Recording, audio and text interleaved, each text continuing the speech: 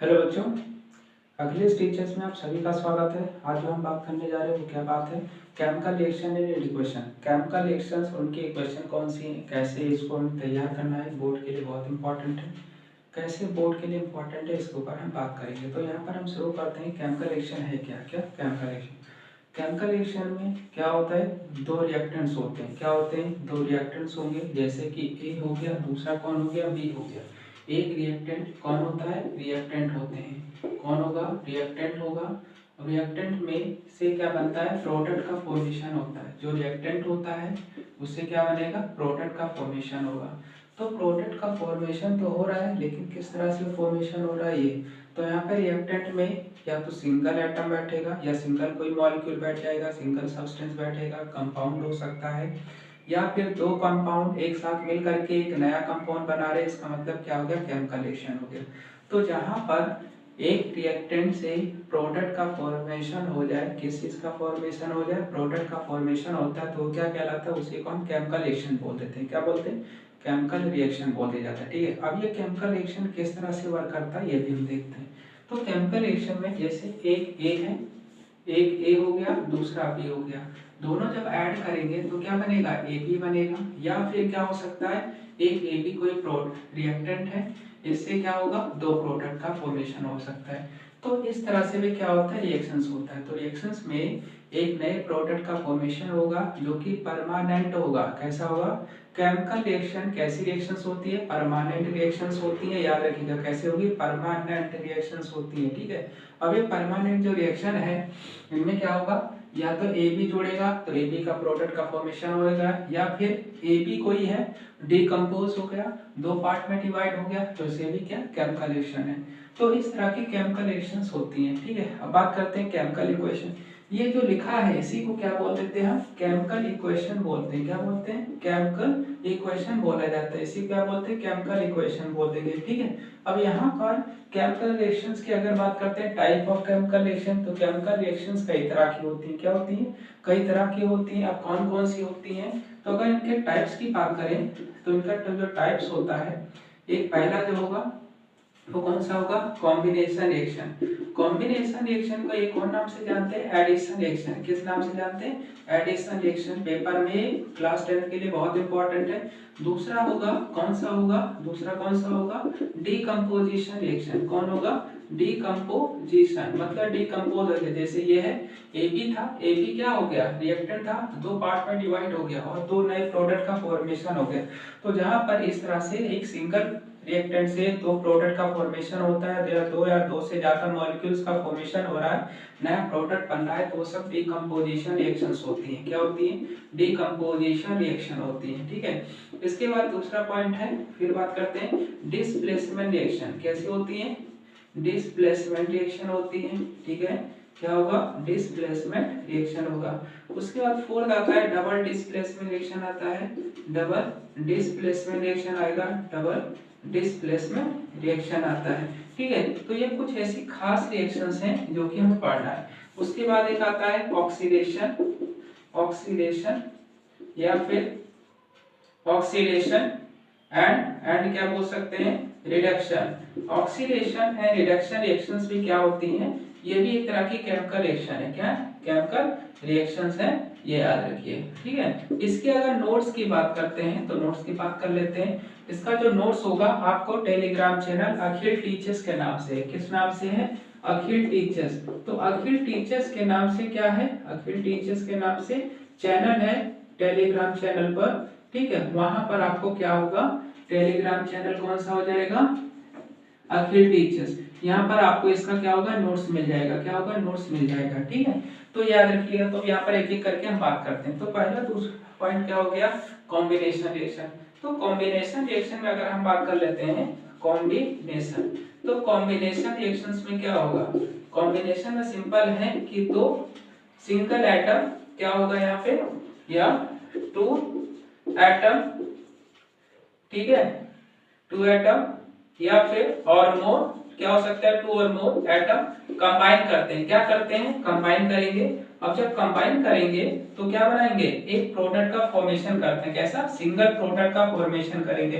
तो जहां पर 2 एटम या उससे ज्यादा एटम्स होते हैं और वो कंबाइन करते हैं और एक सिंगल प्रोडक्ट का फॉर्मेशन करते हैं, तो वो सब क्या कहलाता है, कॉम्बिनेशन रिएक्शन कहलाएगा। क्या कहलाएगा, कॉम्बिनेशन रिएक्शन। ठीक है, इतनी बात समझ में आ गया।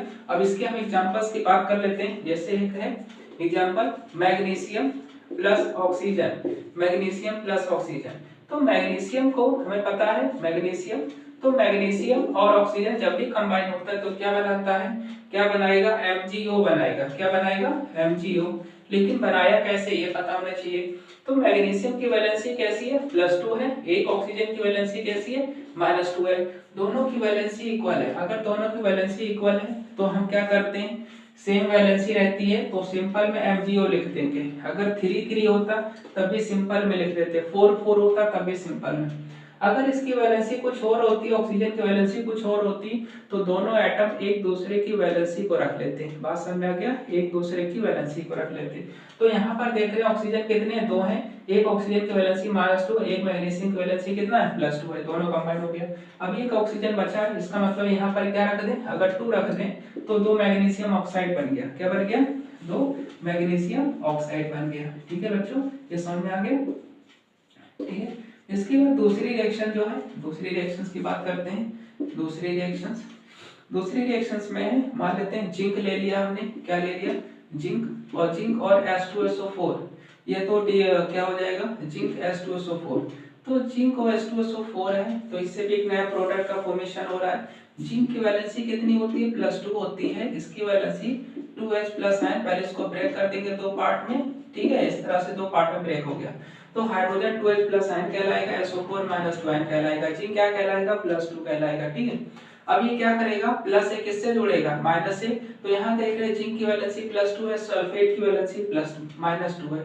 दोनों की वैलेंसी इक्वल है, तो क्या करेगा, सिंपल में लिख देगा। ठीक है, अब ये जो 2H+ आयन है रीअरेंज होकर के किस फॉर्म में हो जाएगा, हाइड्रोजन गैस निकल जाएगी। तो यहाँ क्या बन गया, जिंक सल्फेट बन गया। क्या बन गया, जिंक सल्फेट बन गया। ठीक है, इसके बाद दूसरी रिएक्शंस की अगर बात करें, बहुत खास रिएक्शन बता रहे हैं। ठीक है, इसके बाद दूसरी रिएक्शन से फिर मैग्नीशियम का हो गया, इसके बाद फिर है रिएक्शंस जिंक हो गया, आयरन। अगर हम आयरन को ले लें, आयरन ले रहे हैं और शायद वाटर ले रहे हैं। ठीक है, तो आयरन और वाटर ले लेंगे।